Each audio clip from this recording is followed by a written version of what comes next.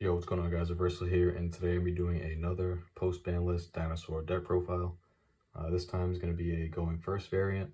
The last one I did was the going second version of the deck.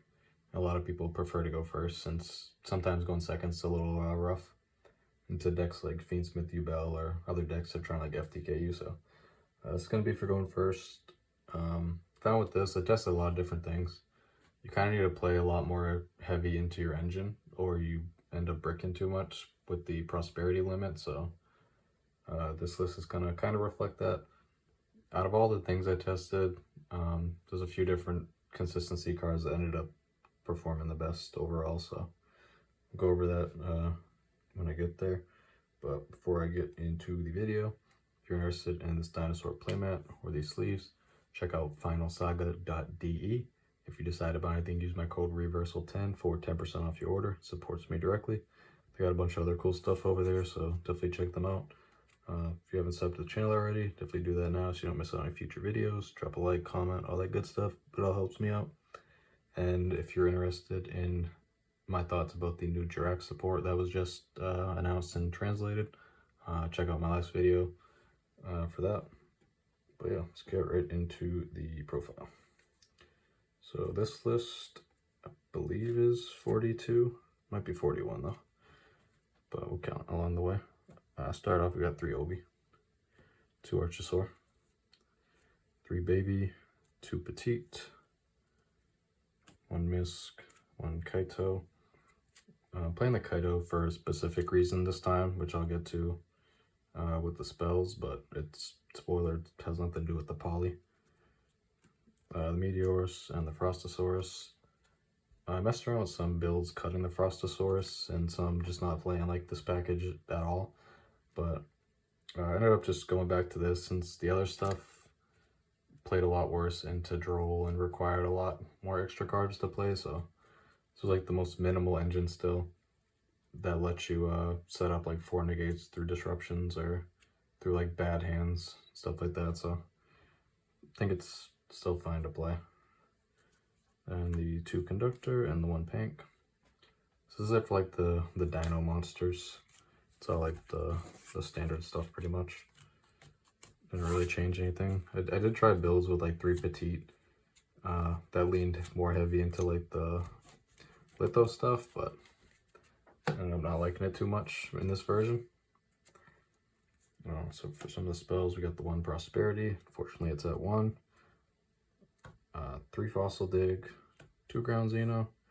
Cut this down from 3 to 2. I tried both a lot. I think at 3 it felt kind of cloggy. And then this card's similar to the Litho package. After your OB gets like negated, like an Imperm or something, you have like one of these type of extenders. It doesn't actually do like a ton for you, because the best you can kind of do is just set up like a rank 4, like a Baguska or something.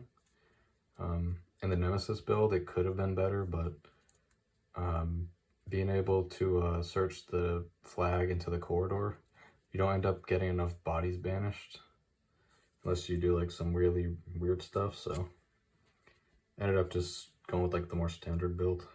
We got 2 Pill and 2 Small World.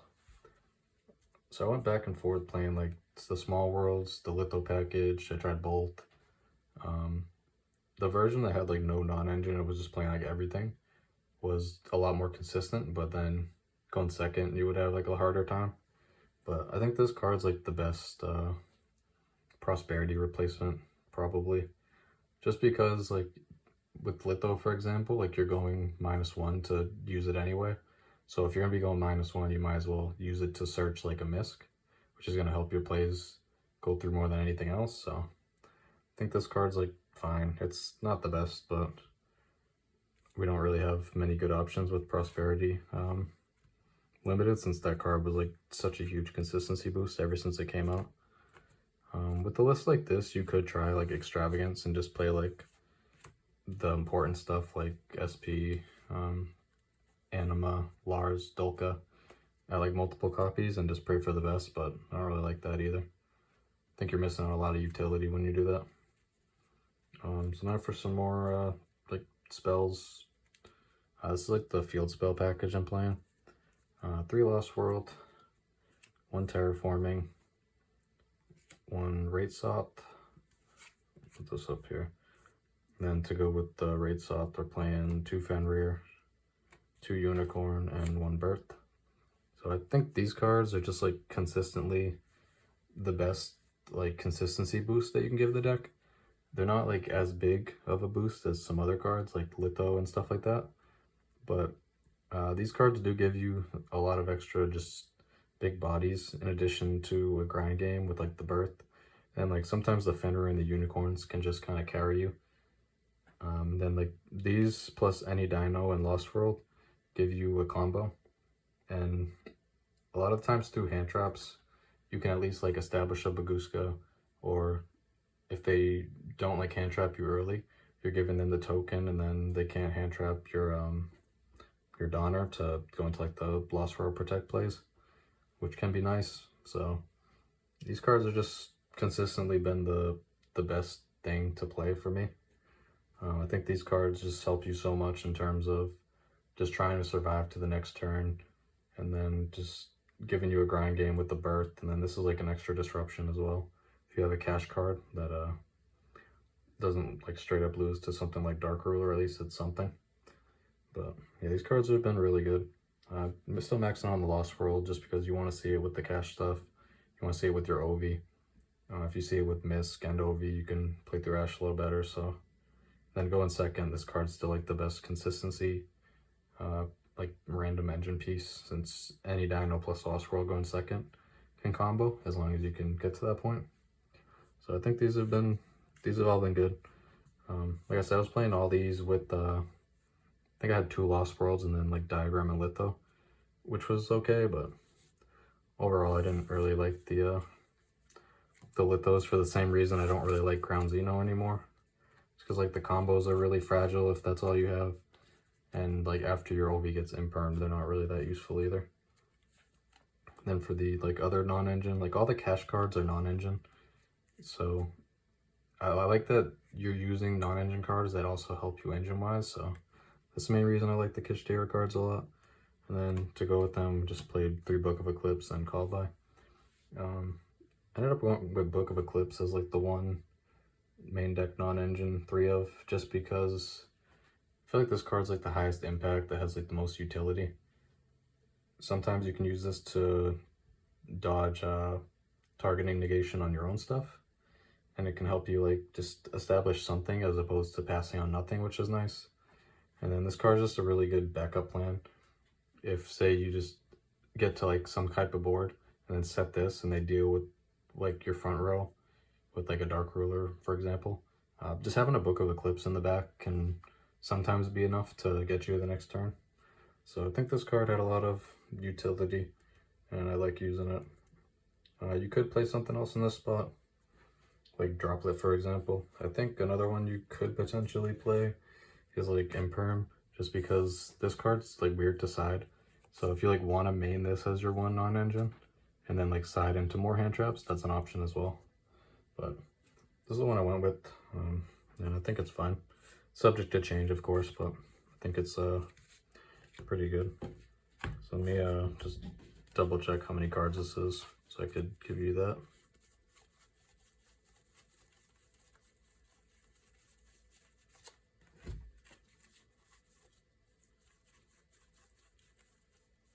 Yeah, it's 41.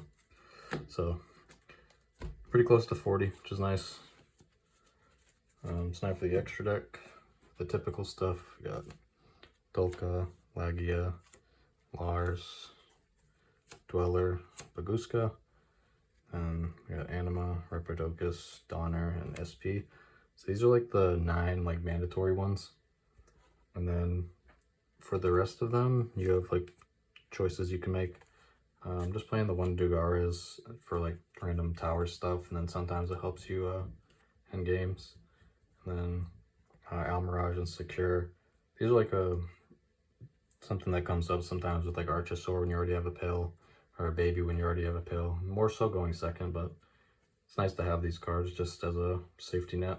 You don't need to play them, but you have a lot more like free extra deck spaces with this version than the Nightmares and Access Code. The other ones, like, they can be nice to have, but you don't really need them. So, like, if these are the more mandatory ones, Dagaras is optional, but he's probably, like, the best one out of these 6.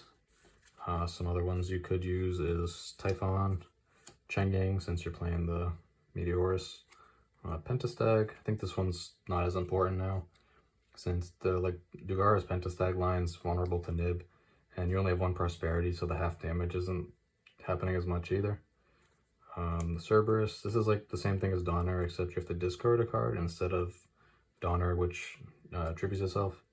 So sometimes it's nice to discard a card, but usually you don't want to do that, so I opt for the Donner instead. But especially with Birds, sometimes it's very specific hands, but sometimes you could pitch a like extra cash monster. So like say you have Unicorn and Fenrir, you can like discard the Fenrir and birth it back without having to link off the Unicorn, so you can end on both. We got the Hornsaurus and the Gigantozauler. Sometimes these can come up. More so the Gigantozauler than anything. This one's only because you play Kaito. Sometimes if you have the Ground Xeno, you can go into this and it's like not terrible, but it doesn't really come up that much. So these are like the main ones I would probably consider playing. You probably don't need like all these, but the Gigantozauler is always really funny when it comes up, but it doesn't come up that much. But like these are the ones you definitely need to be playing for sure. Baguska is really nice through when you get shifted as well.